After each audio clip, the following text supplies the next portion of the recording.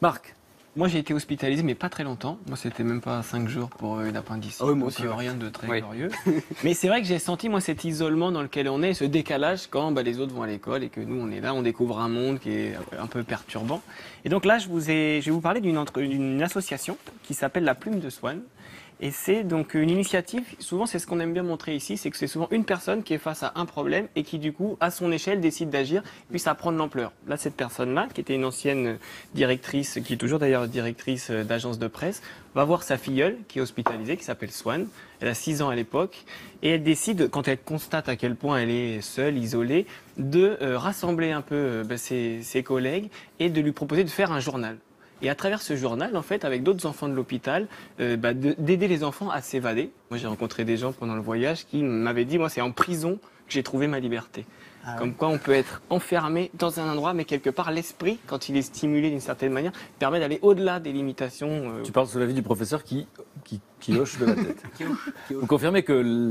Oui, tout à fait. Puis il faut, Internet peut être important parce qu'il y a des bouquins, mais il y a aussi le fait d'avoir la Wi-Fi dans certains hôpitaux, ce qui n'est pas partout, mais ça peut libérer des patients qui sont pour des durées de séjour très prolongées. Ils peuvent être en contact avec le monde entier, envoyer des mails. Sortir du confinement. Voilà.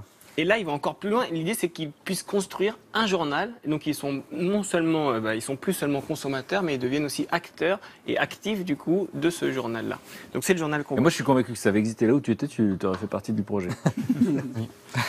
Et on peut peut-être voir l'association. Voilà. Ouais. Donc, les journalistes bénévoles viennent 2-3 fois par semaine. Donc, il y a 3 hôpitaux qui sont partenaires. Il y a à Paris Trousseau, l'hôpital Necker et le CHU de Nantes. Et donc, ils viennent avec les enfants et donc leur proposent, à travers des découpages, des articles. On va montrer, si vous voulez, un petit peu plus en détail à quoi ça ressemble ce journal, qui s'appelle donc La Plume de Swann, qui était cet enfant, Swann. Donc les enfants deviennent journalistes, Qui deviennent journalistes. illustrateurs. Illustrateurs, voilà. Là, par exemple, j'ai pris, c'était un numéro sur le pouvoir. Ils disent des choses très sensées, d'ailleurs, les enfants. Voilà, par exemple, on a Aminata, 14 ans. Si les enfants avaient le pouvoir, ce serait mieux que les adultes, car les adultes, ils pensent plein de trucs tout le temps. Et ce qui est important, c'est de penser l'avenir, mais pas d'y penser comme les adultes. Donc là, elle adresse le problème du court-termisme en politique. Oui, puis c'est sans le savoir. Yes, mais la traduction de Marc, juste ensuite. Tout à fait. Une autre, par exemple, très intéressante, celle-là. C'est quoi la droite et la gauche? Alors, Kevin, il n'y a pas de réponse. C'est comme si on posait les questions, pourquoi les poissons ont des branchies? Et pourquoi ça te plaît cette réponse? Parce que, en fait, j'aime bien la fin, il dit, ou pourquoi la Terre tourne sur elle-même. C'est des questions qui servent à rien. Donc peut-être qu'il voit plus de différence entre la gauche et la droite. C'est peut-être ça qu'il voulait dire. Ou il n'y a pas de réponse. Il dit, je serai centriste, comme ça, je m'embrouille avec personne. Ce qui n'est pas faux parce que les centristes s'embrouillent quand même aussi. Donc bref, les gens bien ne font pas de politique, disait Alain, et les enfants s'en rendent compte. C'est très bien. Donc voilà, ça c'est un sujet, c'était sur la politique. Donc on voit donc il y a à la fois des dessins, des maquettes. Donc c'est fait par des professionnels en fait qui aident les enfants. Donc ils font leur collage. Il y a des enfants de 4 ans jusqu'à 18-20 ans qui participent à ça.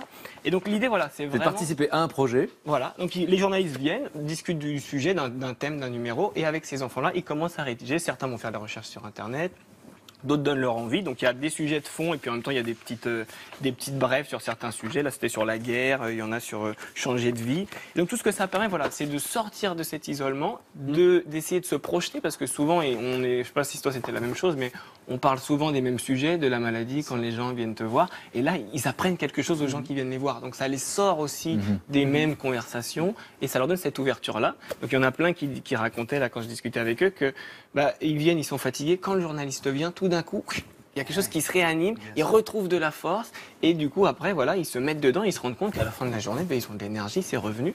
Donc voilà, c'est ce type d'initiative qui permet, pour l'instant, il y a plus voilà, quasiment 1500 enfants qui ont participé. Il y a eu 36 numéros, et donc on peut s'abonner, donc c'est trimestriel. Nous, on peut tous le lire? On peut tous le lire. Sur le net, hein. Sur le net, c'est une fois par mois, et sinon, par trimestre, il y a un numéro papier. Ça s'appelle La Plume de Ça s'appelle Swann. donc La Plume de Swann. Réaction de Yannick. À l'hôpital à Garches.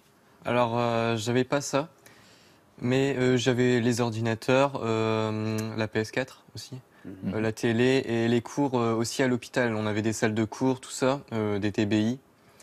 Donc ça nous permettait aussi de penser un peu à autre chose, effectivement. Que mes 5 hospitalisations précédentes, il n'y avait pas tout ça. Du coup, quand on parlait entre jeunes, c'était souvent du même sujet, donc des maladies, tout ça. Donc ouais, c'est une bonne initiative quand même parce que ça permet de sortir du monde médical un petit peu et de se trouver d'autres occupations que les routines qu'on a l'habitude, dont on a l'habitude à l'hôpital. Et ça fait naître des vocations, puisqu'il y en a plein qui sont devenus journalistes. Voilà, ils veulent devenir journalistes. Ils se sont rendus compte de ce côté de créateur, en fait. Ça, c'est quelque chose de cette dimension créative. Ils retournent même à l'école avec une autre envie parce qu'ils savent ce qu'ils veulent faire. Ils ont touché du doigt quelque chose qui leur plaît. Bon, le professeur sourit à côté de toi, je suppose que vous trouvez Ah oui, on devrait voter pour des enfants, mais je sais qu'il y a des maires qui ont pris des initiatives dans leur commune d'associer des enfants à des projets participatifs pour des idées. Et souvent, les gamins avaient des idées bien meilleures que les adultes. Bon, c'est la morale de l'histoire en tout cas.